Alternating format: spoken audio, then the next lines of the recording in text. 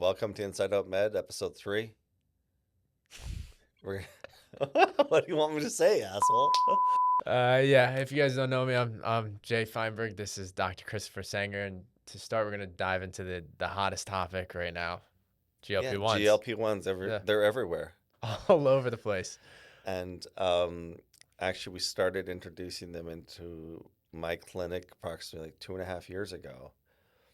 And and at that time, they're, reasonably popular, but it's just blown up. It's probably the most significant medication that's come around in decades, Yeah, I as would. far as its effect on culture and society, Mhm. and not only pop-up pharmacies but online telehealth clinics, etc., that make all their money selling GLP-1s.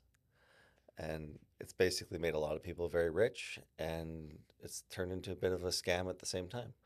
What do you mean by that?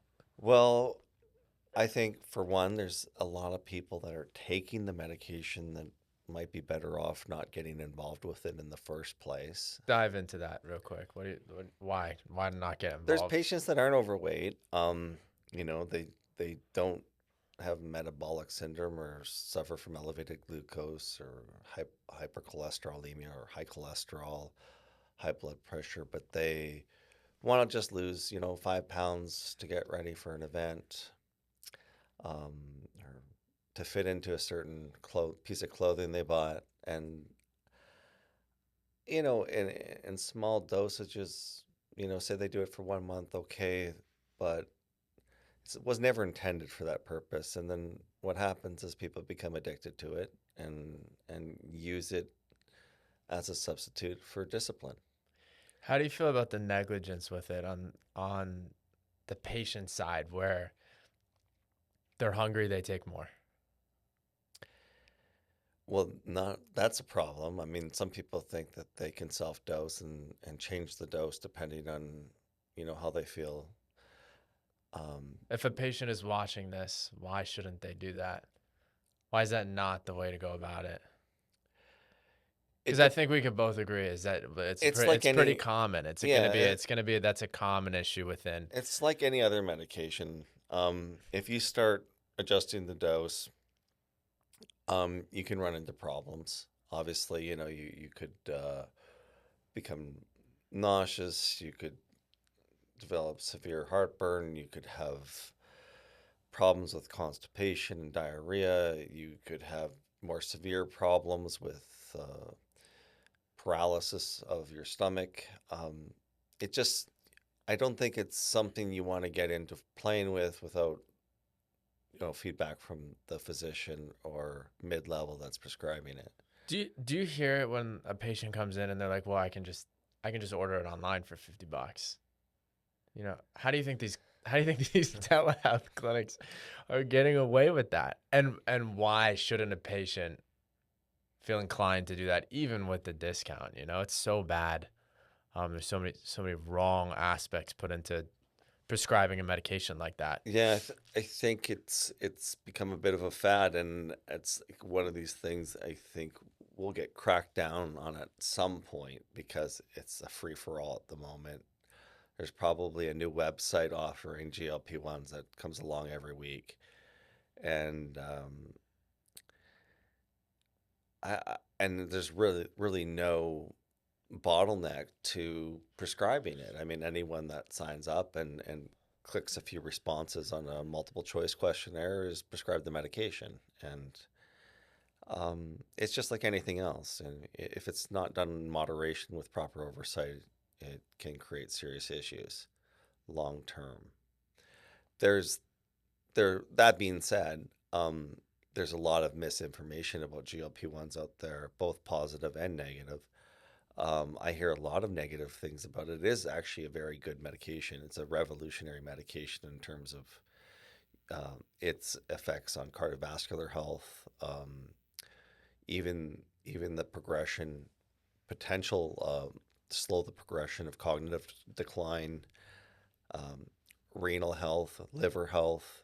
All these are applications that are starting to get FDA approvals, when this drug was initially just intended for type 2 diabetes. And then it became known as a weight loss drug. But now, because of its control on glucose and the inflammatory effects of glucose and how that affects various organs, it's really has a wide variety of applications. So if we were to walk a patient through it and they're contemplating starting a GLP-1 medication, let's start with the initial visit, right? Intake, proper intake, and then blood work. What labs are you testing for prior to prescribing the medication? First of all, there's a little bit of a misnomer about GLP-1s as far as thyroid cancer. Some people think it causes thyroid cancer. There's a contraindication for multiple endocrine neoplasia type 2, which is a type of cancer, a very specific type of cancer that it could exacerbate. That has nothing to do with it causing thyroid cancer, but it is one of the types of thyroid cancer that it would be contraindicated for use in. Um, However, it doesn't normally have any negative effect on thyroid.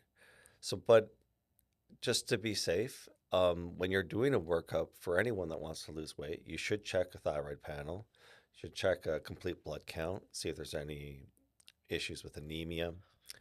You're going to want to check their liver and kidney function electrolyte panel. So that's considered a comprehensive metabolic panel.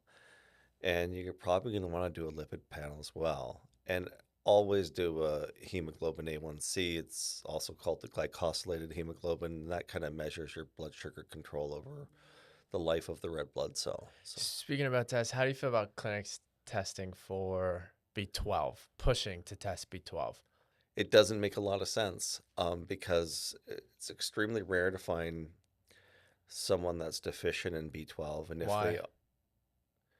well, because it's readily available in our diet, and people that typically would have a deficiency may have had gastric bypass surgery. They're lacking the intrinsic factor that has to do with absorption of B12. Um, some alcoholics are deficient in that, and as well as folate.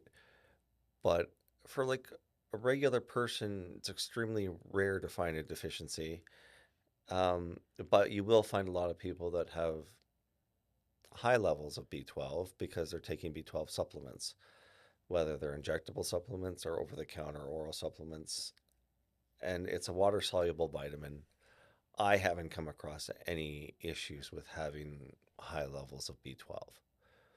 But anytime you take a B12 injection, and if you were to have your blood tested shortly thereafter, you're going to show elevated level of B12 that's outside the normal range. And what about a primary care's comment on that, dictating that they need to pull back on the B12 heavily? You think I there's relevance there? I don't think there's a lot of relevance there, no. There's many people out there that have, I mean, when you're dealing with fat soluble vitamins like E, D, and K, and vitamin A, then you can reach toxic levels in the bloodstream, and that can have adverse implications. But with most of the water soluble supplements and vitamins, that's not typically a significant concern.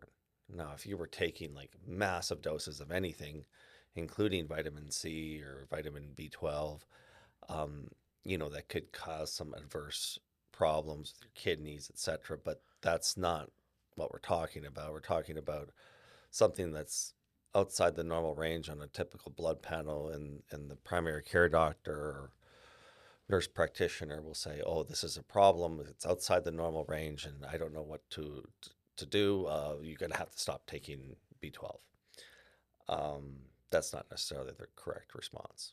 Speaking in this realm, the biggest tag out there seems to be Ozempic face. Yeah, What, and Ozempic body, I guess, is a problem too. and But what's your take on it? well, it's a Before that, if that is the case, and a client feels that they have Ozempic face, how do you counteract it? The volume loss. if anyone loses a lot of weight in a short period of time, they're typically going to look gaunt. They're going to get a lot of fat loss in their face. And I don't know if it really matters through what methodology you lose the weight, it seems obviously more common with these GLP-1s because that's causing the most consistent and significant amount of weight loss in the shortest period of time, more than we've seen so in the past. Um, what I would advise is not to lose weight too quickly, reach a goal weight that's appropriate for your height, and still get the nutrients that your body requires while you're losing weight. The problem is with some of these people dieting, they're not eating at all or eating very little. They're eating like maybe once or twice a day, and they're not eating nutrient-rich foods. And obviously, that's going to make you look bad. I mean, you lose all the fat in your face and you look malnourished. That's not a good look. If you're one of these people that wants to retain a lot of the muscle that you have and you want to lose most of your weight and fat, of course, there's always going to be a little bit of weight loss that's muscle. But if you want to lose majority of the weight, the high percentage of it to be fat, then you're going to have to maintain a nutrient-rich diet which has enough protein to sustain the muscle that you have. And usually that's around 1 gram per kilogram of body weight. 1 to 2 grams of protein per kilogram of body weight will create a positive nitrogen balance, and you can typically have enough protein in your diet to sustain the muscle that you have.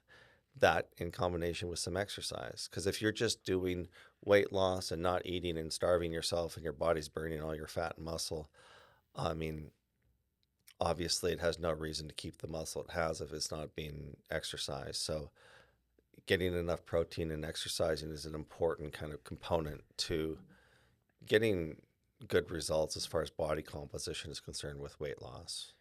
For the millions of clients out there, that patients that are actively on a GLP-1 program, what are your recommendations?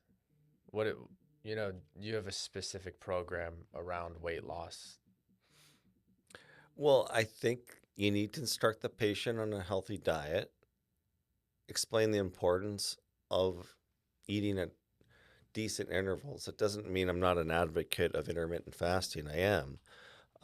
But in the hours that you do eat, I think, you should have some, at least eat once, a couple times a day, and make it a nutrient rich food. Have a diet in mind before you start the program.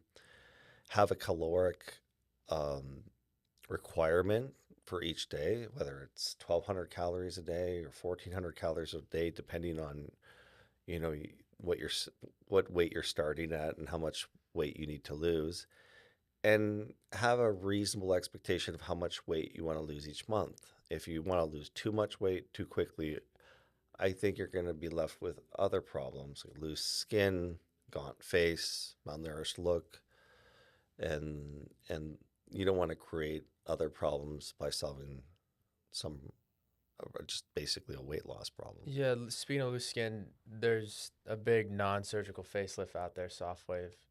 We both have it. How hmm do you feel about it? You've had the technology for a year. What's your take? I think Softway is great. I mean, it's an amazing product for tightening the skin using basically a non-invasive, non-surgical approach. It's one of the few procedures that you can do that is a single treatment. It doesn't require multiple treatments. There's absolutely no downtime, and it does stimulate collagen and elastin production quite effectively after a single treatment. You see the results usually 2 to 3 months after the treatment, and everybody's been extremely happy with the results. Of all the non-surgical facelifting tightening procedures there are, I think that's definitely the best one. It hurts though. Yeah, you have to have proper anesthesia. You have to, you know, Anesthesia. well, Oh anesthesia yeah, in yeah. terms of The anesthetic. Yeah, numbing. yeah. You're gonna like numb the face for at least an hour prior to the procedure, or if you have the the laughing gas, you can. Pronox. Yeah, it seems to be very beneficial for a lot of clients out Yeah, there. the Pronox is certainly helpful. Not every place has that, but if you have it, that makes it easier to tolerate. It's certainly not as painful as some procedures, though. I mean, like Morpheus 8 and all therapy, I think, are more painful procedures for sure, and usually require multiple treatments. Yeah, and it's relatively quick. It's not the longest procedure in the world, so a lot of clients seem happy that they could, pivot from work and then get right Yeah, back to you their can usual knock it out activity. in a little over an hour for a face and neck, and literally go back to work and no downtime. Nobody will be looking at you like you had something done. Like ablative, yeah. Um, Speaking of correction, what about prevention? And I see these companies out there like Never Talks, don't ever use Botox, like very against any neuromodulators. If, you know, aesthetics as a whole seems like we have the age bracket continuing to decline. Younger people are coming into aesthetics and wellness. They care more about their bodies and the way they look.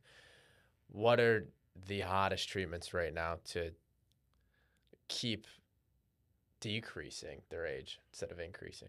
I mean, everyone's going to talk about skincare, so I'm not going to get into that. But if you have a pretty good skincare regimen, that's a starting point. No matter what procedures you're getting done in between, it's important to have a proper skincare regimen from a high quality product. Aside from that, I think nothing is really, people say that you can get all these different procedures and facials and stuff, but nothing is really going to replace the effects of Botox in terms of minimizing the production of wrinkles in the upper face, the forehead, the glabella area, the crow's feet. Um, and that can, there's a lot of people that may not need that until they're in their 30s, and there's some patients that may need that when they're in their 20s. I've had patients because they suntan a lot, and they're in their early 20s and they already have very deep wrinkles on their forehead and around their eyes. And I mean, to prevent that from getting worse or to prevent it from happening in the first place, if you have very strong facial muscles, if you take Botox to relax the muscles in those areas, those wrinkles will not occur over the course of making those facial movements as you age. What about a So, client with, they're hooded, lots of skin laxity, and they think that Botox will remove the skin laxity rather than paralyze the muscle? How do you voice that it's more proactive to treat like for on example, a regimen rather than once a year for a case like that? Or, or what is your you're recommendation talking for about a case skin like that? laxity in the face. Yes. It's not going to really help with skin laxity. I mean, there's some applications where they combine it with fillers and microneedling, Yeah, but etc. do you ever get patients, because sometimes we'll have some complaints and, with the satisfaction guarantee, do everything we can to address them. But clients are upset with skin laxity rather than no movement. Well, I mean, then you need something like soft wave, or you need. I mean, you could try microneedling, for example, with a topical application of a exosome treatment or platelet-rich plasma, etc., to help with the nourishment and quality of the skin.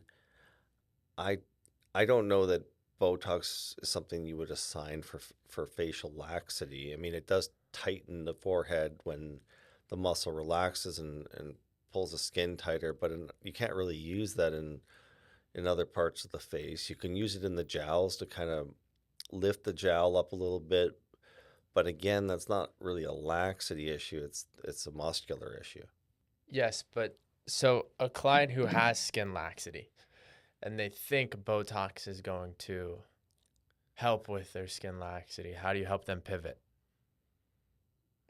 Well, I I know a lot of recommend. providers out there deal with it. It seems to be something that's common I that they mean, correlate skin laxity with Botox.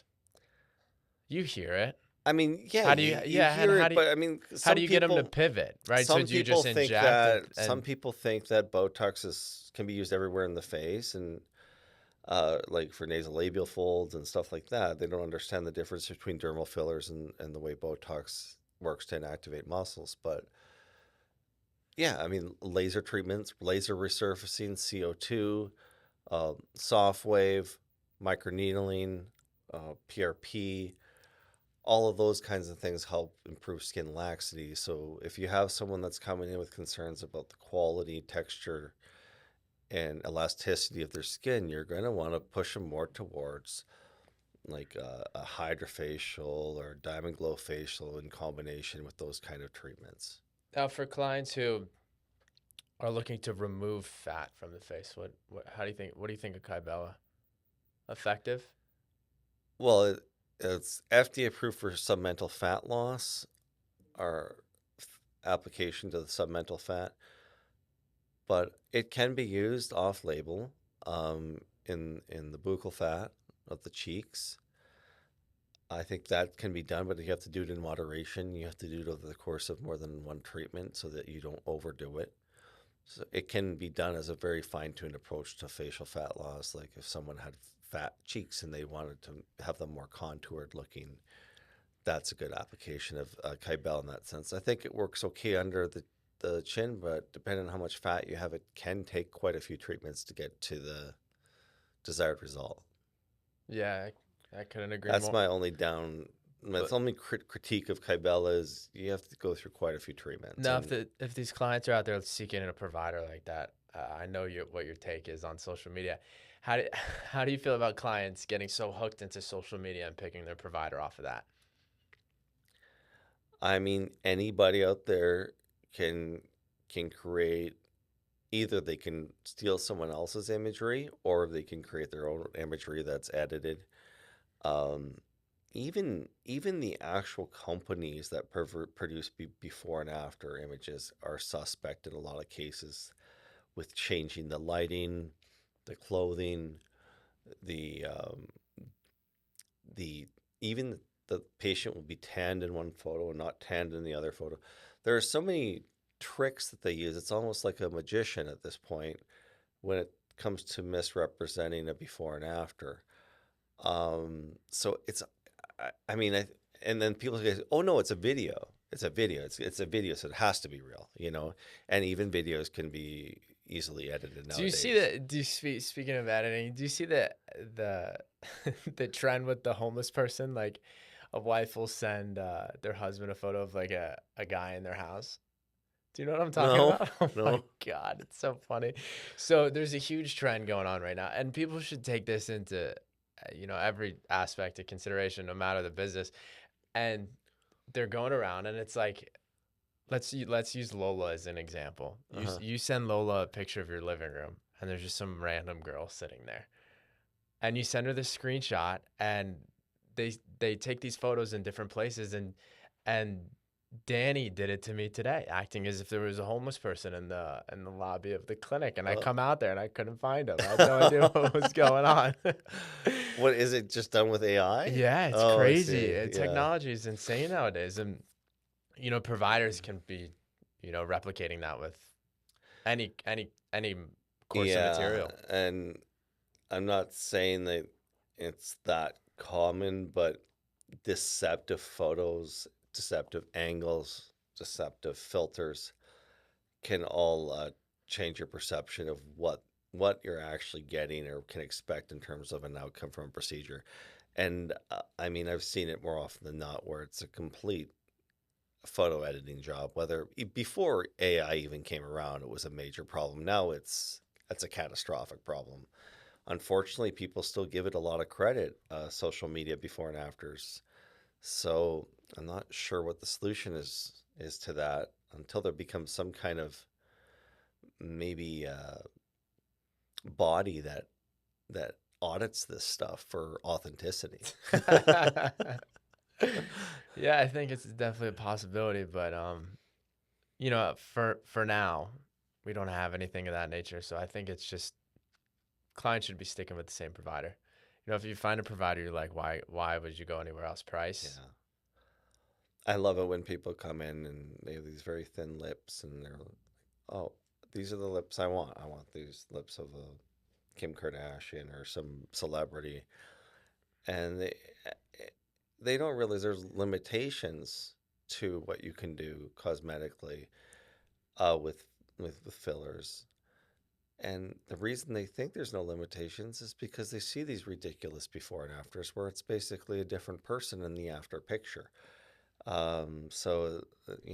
It really, you have to maintain people's expectations. You have to make sure that they have appropriate expectations for what they're getting done before you do it. Because if you don't, you could have some very unhappy patients because of such unrealistic expectations. Yeah, so pivoting back to Botox, right? And specifically the Instagram page Never Talks. How do you correlate some of their adverse reactions for clients who are looking to get their first Botox treatment but see stuff out there like that? If you want to focus on any medication out there, in fact, you could probably put any medication into Google and put any side effect into Google, and it'll find a correlation, some kind of experience, whether it's a blog or article, um, on this outcome if you take this medication.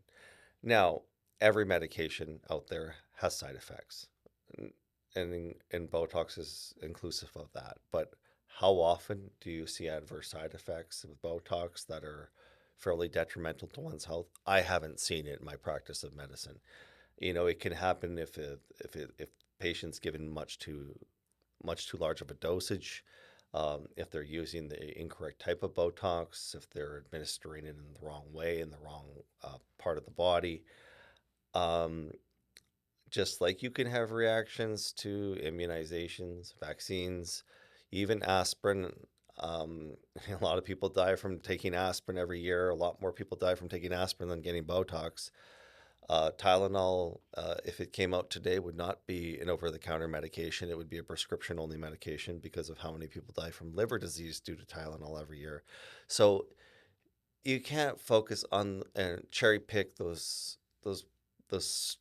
very few cases where someone has an adverse reaction, and in some of those case reports that I hear about Botox, I don't know if it's actually necessarily related to Botox or it's coincidental. But that being said, any medication has its risks. Botox, I think, is a very safe medication if applied properly. What do you think about the different neuromodulators out there? Dysport, obviously, 2.5, 3 times the units, depending on how you reconstitute it. What's your take My on problem the with different my problem products? with this board is a lot of the injectors suffer from inability to perform basic arithmetic, and they typically don't dose it correctly. So some people come into my office and they'll be like, "I hate Dysport. Dysport does not work on me. It's the worst toxin ever," because they had, and I see it all the time, because they were not doing the proper dose conversion from Botox.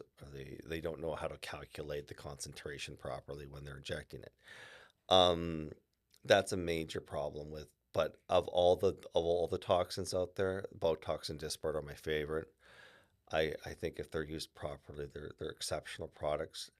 Xeomin is a good option for people that are building resistance, antibody resistance to the other toxins. Jeuveau came out more recently, a few years ago. I'm not a big fan of it. I don't think it has. And Daxify.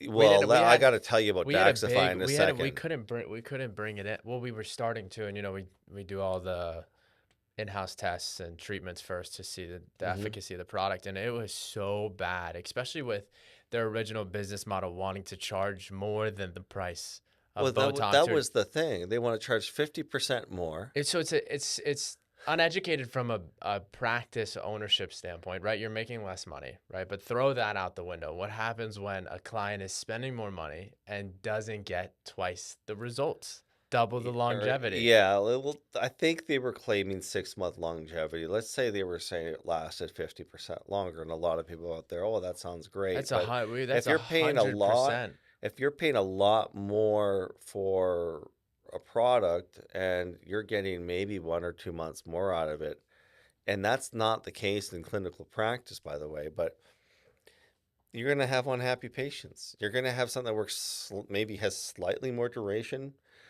for a lot more money. And that's why their business models failed. That's why they were delisted from the stock market, and that's why that company's in major I trouble right think they now. were bought. They were purchased. Crown Aesthetics.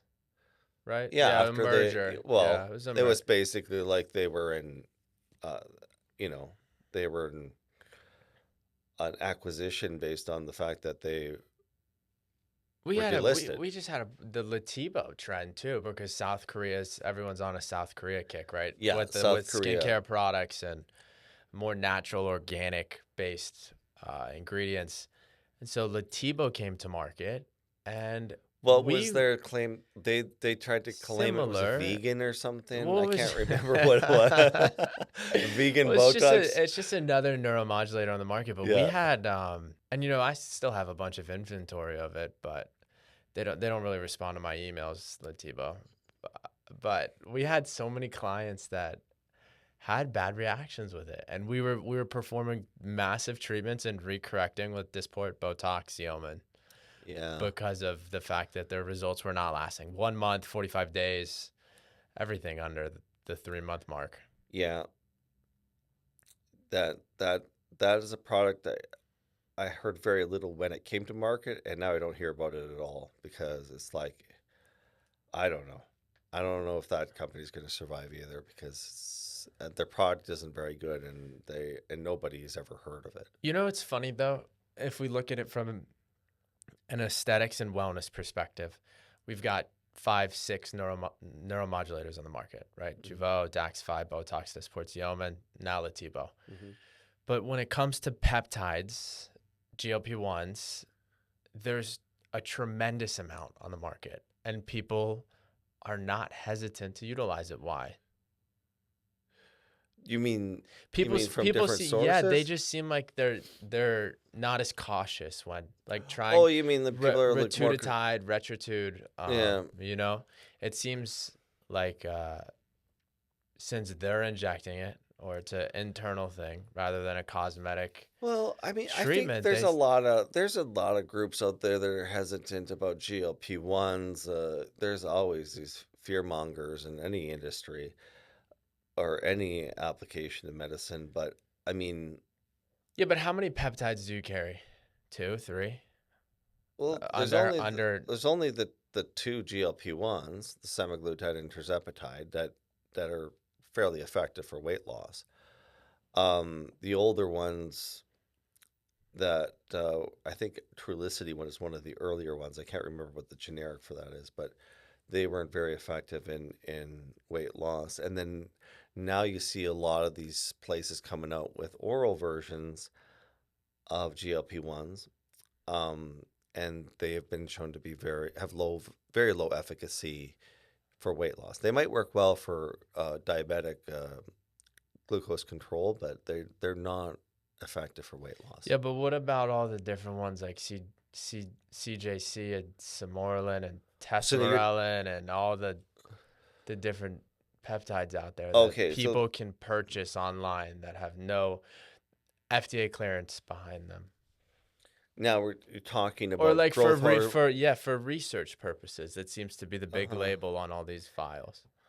for growth hormone releasing peptides. Yes. For example, the most common is sermorelin. It's been around for the longest. They're meant to act on the hypothalamus to produce, or not the pituitary gland, to mimic the hypothalamic hormone, growth hormone, releasing hormone, which acts on the pituitary gland.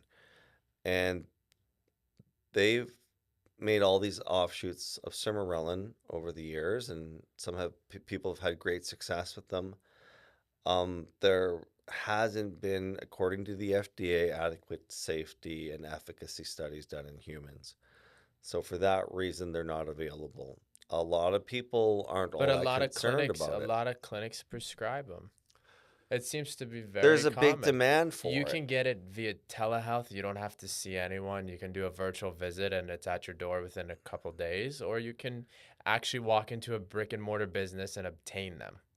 I think there's a big demand for it. Now, right now, because the FDA has banned compounding pharmacies from making it, I guess certain compounding pharmacies have found loopholes to that. And as Do you long think it's loopholes or do you think they're just not registered? Like if a patient's actually going into a practice to obtain these peptides, do you think their compounding pharmacies found loopholes or they're just not registered? It's got to be a mix of both. I You know, think, yeah, maybe if you did find a loophole, what is it? They're just like, I mean, they put. I mean, it's clear, it's cut and dry.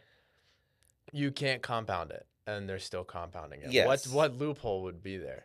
I'm not certain, but I know they're challenging the FDA on a lot of these restrictions because it's cut into their business model quite a bit. Just like, the shortage on the GLP-1 peptides But yeah, was lifted, yet all of these compounding pharmacies are still making it. because to my understanding, they compound GLP-1s with, B12, B6, whatever it may be. And then it's up to the provider's discretion to say that this compound is a better compound rather than what's on the market. Yeah, but I think from a patent standpoint, that doesn't hold water. I mean, a lot of these things they've been doing that with are drugs that are available generically, like in the past. This is the first time they've taken a commercial product that's still under patent and mix it with something else to justify it being compounded. But How do you think they're not getting shut down? I mean, like Strive is huge and they're still compounding away. I mean, how well, many they're all fighting the same battle. I mean, I don't know. I don't know who's going to win. I know there's a bunch of lawsuits going on, but I don't you also have all the cease and desist orders going around. Did you see that? know. Yeah, slapping cease and desist everywhere. It seems another booming industry seems to be Florida. Florida, maybe every other state as well. Healthcare law, Yeah. huge because of all this stuff that's going on. Right? It's fighting the statutes, fighting the regulations. People want to stay in business. Seems like an uphill battle. Yes, I didn't hear about the cease and desist, like for actual pharmacies or for clinics. Both. Yeah, it seems, but it's like bigger clinics that are marketing it in a certain way, right? And that's what I seem to understand is that based on how they're prescribing it or how they're marketing it is infringement on the patent that these, Eli Lilly holds. I see. Yeah. Yeah, I have to say, I get the point from the big pharmaceutical. They spent a lot of money developing and getting this product FDA approved, and now these compounding pharmacies are bypassing all the typical patent rights that they would normally have.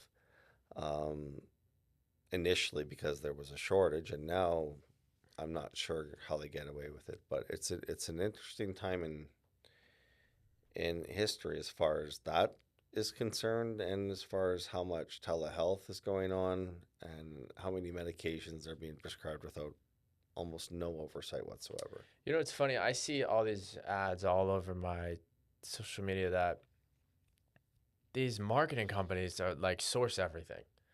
You don't need to do anything besides see a patient. They'll even find you the doctors. Like you could start your own telehealth business. It's like they're just popping up weight loss clinics left and right. Like it's the most easy. Mm. It's the easiest thing to do, and no contraindications, and nothing can happen. Well, most of these compounding pharmacies didn't exist before GLP-1s came out.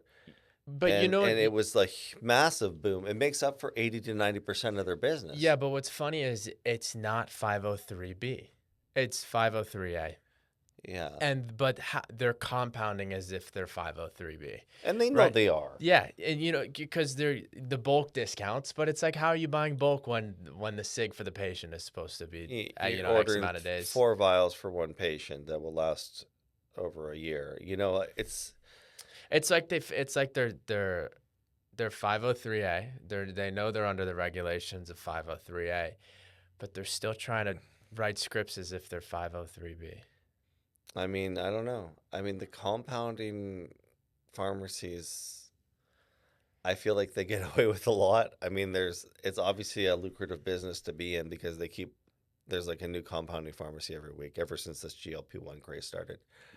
It seems important to be a dispensing practitioner, though. The more I read into it, the more it seems like a reasonable thing to do. Yeah. And the big negative that everyone says is that it opens you up to inspections. But as a provider that's practicing medicine safely, you should want to bring the state in to inspect you. There should be no Yeah. negative viewpoint on that if you're doing everything by the I book. feel like everyone should get inspected It at should some be like point. I an get annual inspected thing. every year for my fire extinguisher. I mean, why shouldn't I be inspected because I'm a medical facility treating thousands of patients? It's crazy. But Why I do you mean, think? Why do you think you're getting it? Because they actually just came and put stamps on all of the fire extinguishers the other like a couple weeks ago, yeah. and some guy came in with his pole and was clicking all the lights to make sure the exit signs still work and stuff like that. And I've had a couple of health inspections like 18 months ago, but nothing since then. Mm.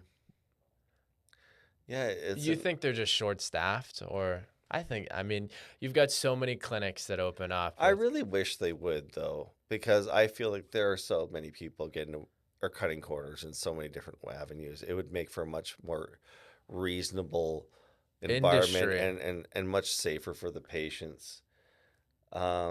Just the sheer number that are operating without a medical director. Overregulation is better than underregulation. And some people are going to hate that, right? Why overregulate when, nothing's occurring? Because it seems like a problem has to come about for there to be change. But Yeah, it's like, why not prevent the problem exactly. and just start slapping people with I've never been a inspections? fan of overregulation, but in the medical field, it's gotten so out of hand. And I mean, we could dive into all sorts of different avenues of medicine, whether it was insurance reimbursement or whatever.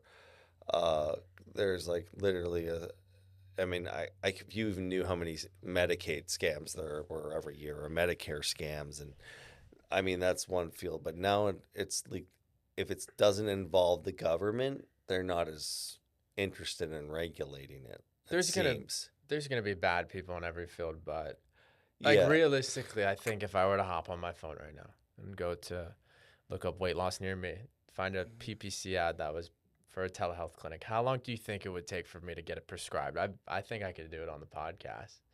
Yeah, oh, yeah, you could. You got to fill out a questionnaire that takes about 5 minutes, and then it's coming to your door. And you could literally be um, You know what we're gonna do it. have every contraindication to receiving the medication, and just answer the questions how it's clearly obviously they want you to answer them, and you got your medication. Okay, so I'm gonna walk you through these questions that I get asked right now, and we're gonna see what you think about it. You know what's actually kind of funny? We always like criticize other countries for having more lax standards when it comes to prescribing medications. Like Mexico used to be this place you could go and you just walk into any pharmacy and get any medication you want, uh, or any other Central American country and lots of Eastern European countries. But it's even worse here. You could get any medication you want just going online. You don't even have to leave your house.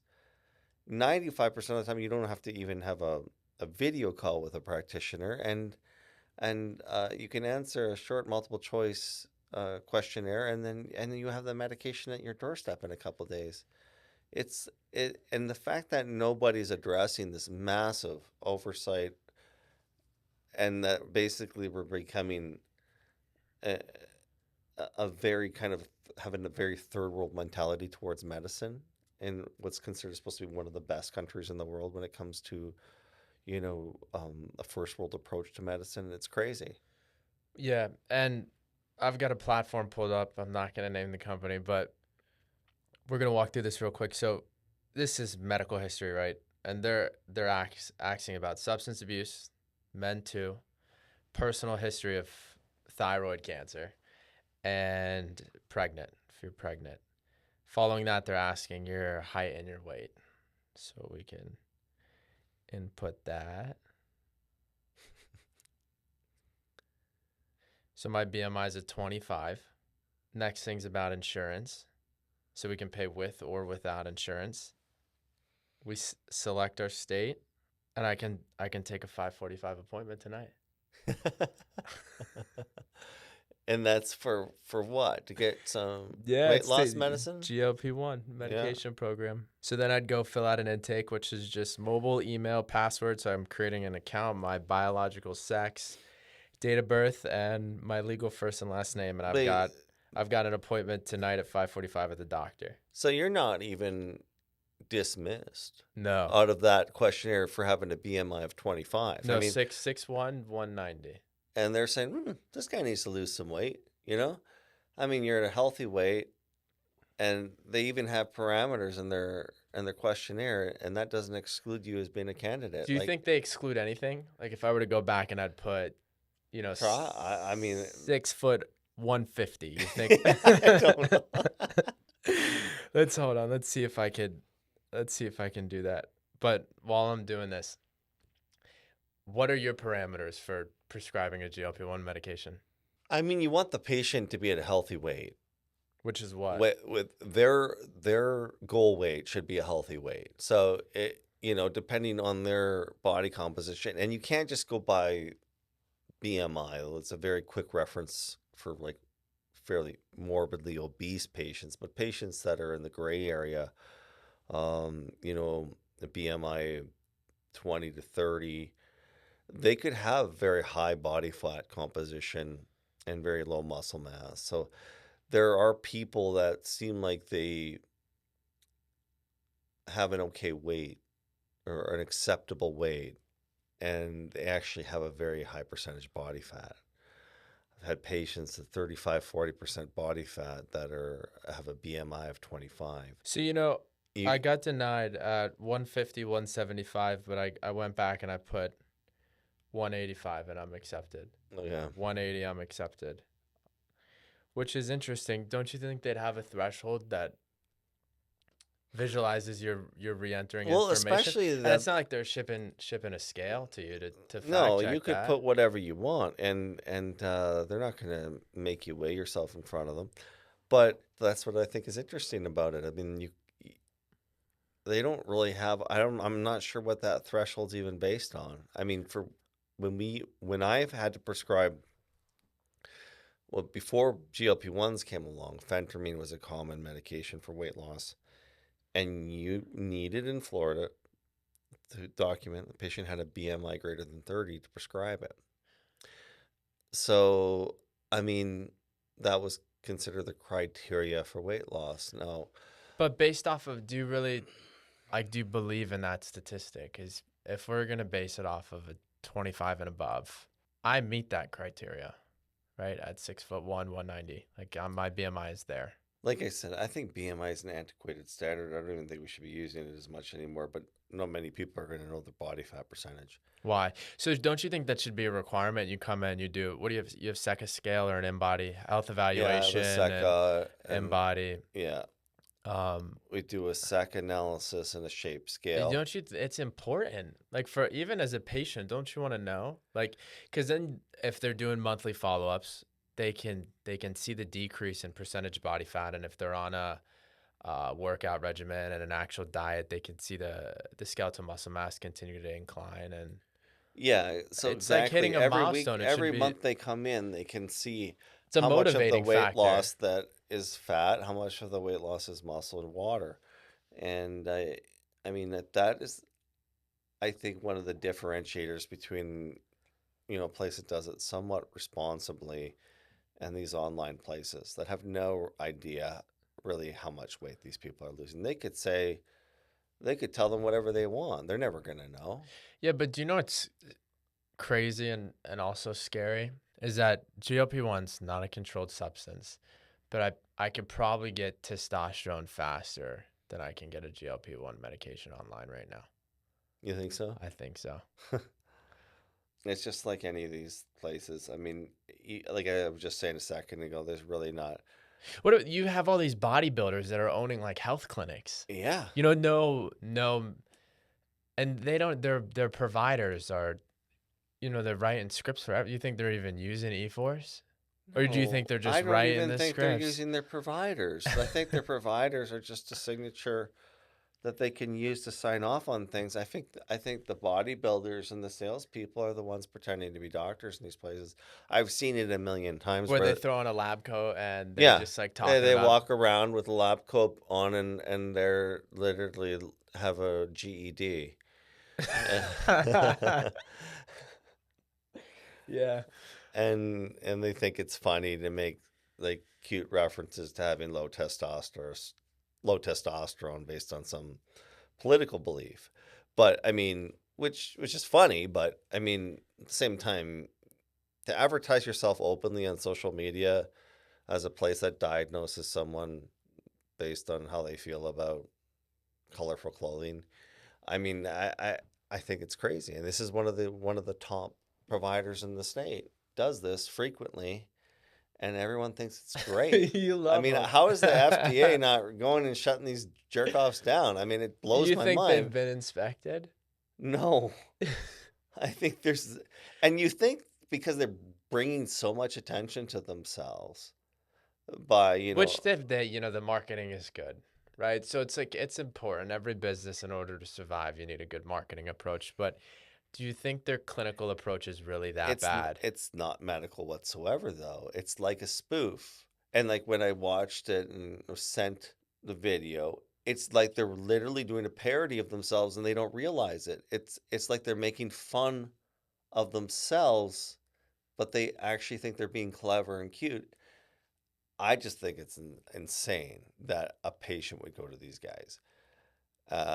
And I mean, sure they'll get away with it, but there's going to be a patient that comes along one of these days and they're gonna do the wrong thing and they're gonna get in a lot of trouble for it. And it may not even trickle down to just them. It'll trickle down to whatever provider they have that's pretending to sign the scripts. How do you feel about all these clinics that are doing like instant lab work, immediate lab work based off of like saliva analyses? I mean, you can only get so many tests from that, and there's a lot of tests missing from those, what they call them biomarkers, that that you do need. you you like that word? I hate it. Why? Biomarkers. It's a Because popular it's nobody a knows what it popular means word. It's a really, and it's popular just a word. way to say like, a typical panel you get from a $4 test can have.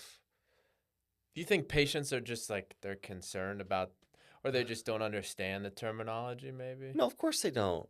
Biomarkers is not a term we use in medical school.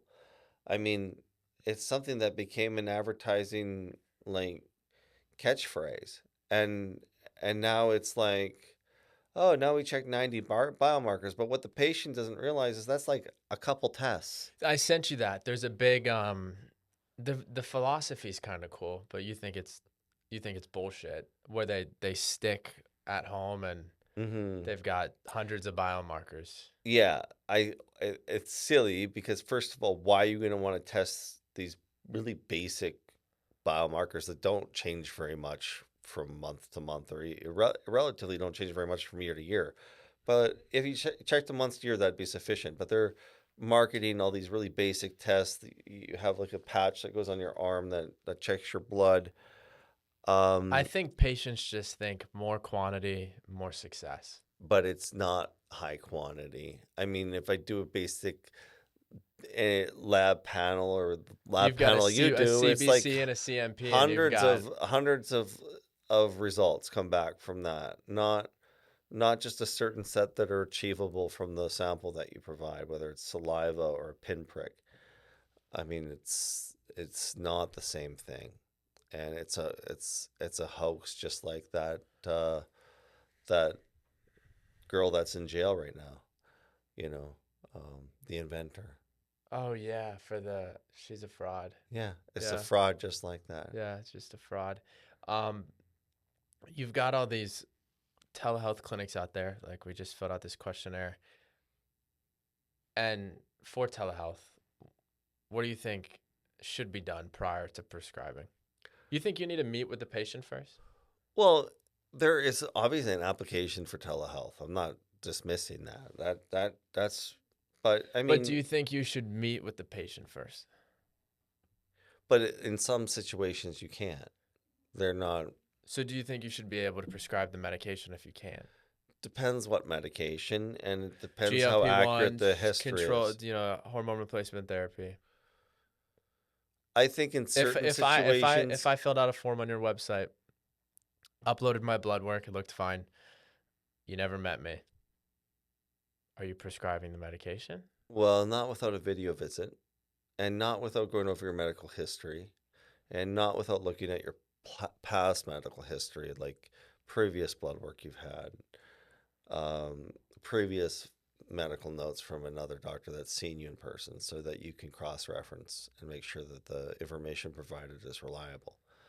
I mean, there isn't a lot of cases where you can't see a patient in person, but I understand there's going to be situations where a patient can't make it to the doctor if they're in some remote area or whatever. But it's, I think you have to be a little bit more detail oriented in those situations Yeah, than, there seems to be a trend where, clients they're like, let me see the lot number, or just to make sure there's a lot number on an aesthetic product so they hmm know it's not counterfeit. hmm Why don't they do this with the vials that they're obtaining from their prescribers, from pharmacies? I don't know. I don't think that registers. You think it's just like, I trust you? I think so. I mean, and there are some places you can trust and some places you can't trust. But I mean, there's no way to really know for sure. Patient safety is You so could be important, giving them a syringe you full know? of Kool-Aid as far as they're concerned. I mean, I think people start to jeopardize patient safety. I think that's what the problem is. I think they see a business model, and you had all these big private equity firms and venture capital firms come into the industry and go bankrupt. Not just because it's a complex business model, but like if a legality arises and you don't know how to handle it, or you're operating improperly, they don't know what to do or how to fix it, Yeah. or how to get in the green, right? hmm And I think it's because they think they see such a massive profit margin uh, based off of cost of goods, but not factoring in the actual procedure. And I think patient safety is getting sacrificed because of that. The problem is it starts out as little things. It starts out as making it a little exception here and a little exception there. And now with the advent Just that don't do it, with right? Just don't do it. Just don't the no it's exceptions. become so commonplace though that I know, but it's if you're a like provider now out they're there, stretching it just don't to the limit. jeopardize. Why jeopardize? You've got a patient that trusts you. Don't jeopardize it, right? Do the right Oh, thing. I agree, but it's gotten so out of hand now. And I think the perfect storm was the pandemic, and now You this don't want to deal with massive eruption compliance of issues. It's wellness clinics. you know? Yeah, I agree. It's there's so many wellness clinics and so many med spas now in Florida, and so many telemedicine and online providers since the pandemic. It's a free for all. It's literally a circus, and without almost no regulation. We've got such a simple process, and clients love it. The VIP membership, right? It's cost effective, even if you're on a budget, because aesthetics can get expensive. And you can fluctuate on a monthly basis between light-based treatments, photofacials, vascular hmm photofacials, treating sun damage, skin tightening procedures, and hydrofacials, chemical peels. And then they have the wellness side of everything with the one-on-one office visits with a provider, and in-body health evaluations with the physical exam, hmm vitals, and a proper skincare routine.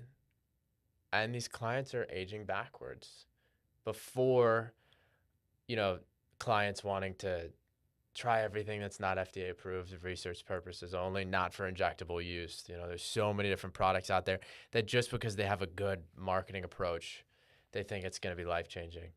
Yeah. It's like taking a shortcut. No. It never works out. No. It's not effective, right? Botox is FDA approved. Dysport's FDA approved. There's off-label uses, but stick with preventative aging treatments, proper skin approaches. Go to a licensed provider that is licensed, that trust. Also, nothing is cookie cutter, right?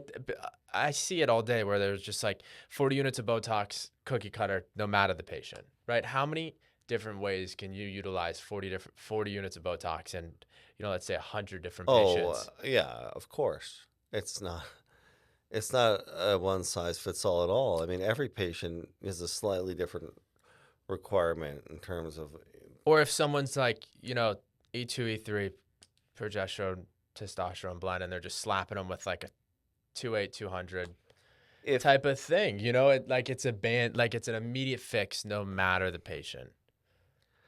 We there's hear this, it. I there hear you can it. have a starting point that's similar, but I mean, if the patient's relatively at the same stage in their life and they have the same symptoms, but the idea with any of these things is to modify it throughout the course, the trajectory of treatment, so that as the patient responds, gives you feedback, you adjust everything so that you get the best outcome. Not only the lab work looks proper, but the side effects or the feedback from the patient is improving. It's sad. Like, I mean, my objective, right, is to obtain a patient and keep every single patient we obtain. And of course, there's fall off, and you can do everything in your power to alleviate the fall off. But we have clients, and I hear it from the providers, and they try a new clinic based off of a price point, and we have to fix it, right? And we've got new client promotions, and you can purchase online specials as an introductory rate just to see what it's supposed to be like. But the providers tell me all day long that they went and tried somewhere else, and they're right back in their chair, spending more money because something has to be dissolved or fixed or custom tailored because botched is a pretty big word, but there was a problem. Yeah. No, you're absolutely right.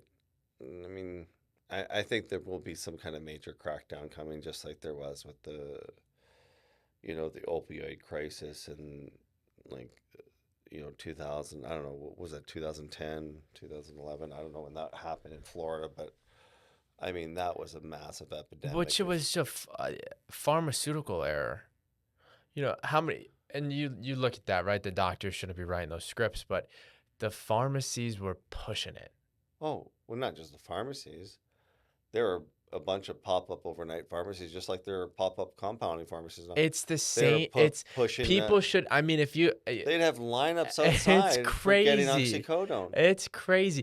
So like people look at any different market, stock market, and they're like analytical trends, right? Base it off of data.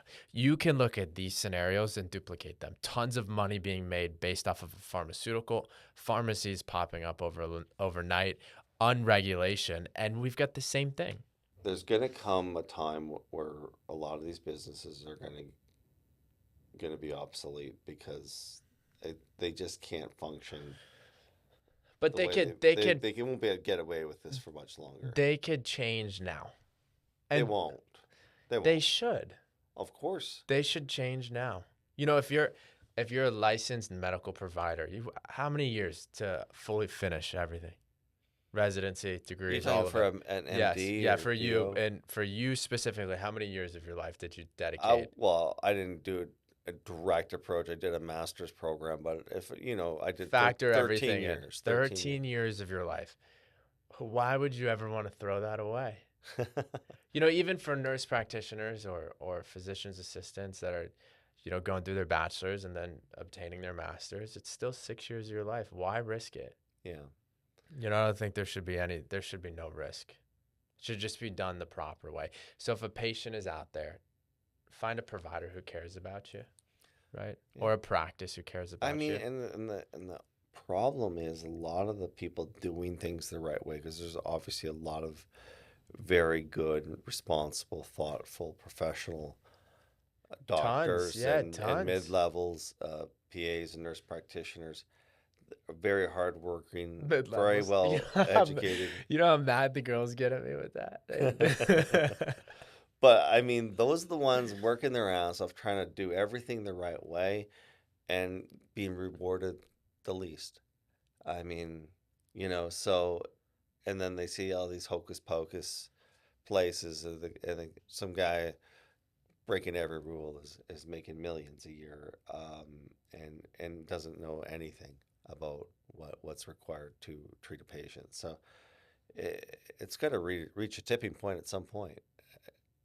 There's no way it can't. Yes, I couldn't agree more, but there are tons of providers out there who do care.